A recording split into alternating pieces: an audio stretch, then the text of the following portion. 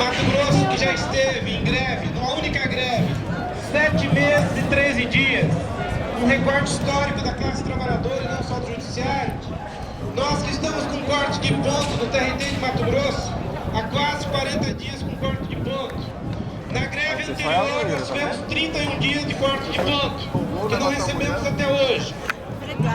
Esses números só mostram que a categoria do Judiciário Federal no Brasil, ela não é mais a mesma. Ela mudou. Isso que nós estamos fazendo aqui em frente, nós estamos sitiando um castelo. Aliás, 3 castelos.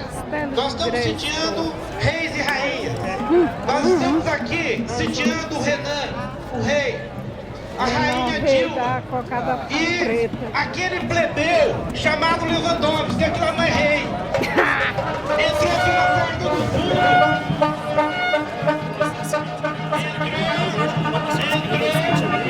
Pela porta dos fundos. Enquanto nós entramos por concurso público, esse sujeitinho entrou pela porta dos fundos, pela porta da estrela do PT. É um membro de carteirinha do PT. Quando nós colocamos que são 3 reis, 3 castelos, nós estamos dizendo o seguinte, que é a mesma coisa. Renan, Dilma e Lewandowski são as mesmas coisas. É um inimigo comum, é uma pessoa só, é uma instituição só. Esse trabalho servil que o Lewandowski está fazendo, esse nosso padrasto, que nós deveríamos denunciar ele no Conselho Tutelar, porque ele está fazendo bullying com a nossa categoria. Esse patinho chamado Lewandowski. É hora da gente resgatar a nossa dignidade, tomar a coroa desses reis e plebeus. Nós não somos bobos da corte.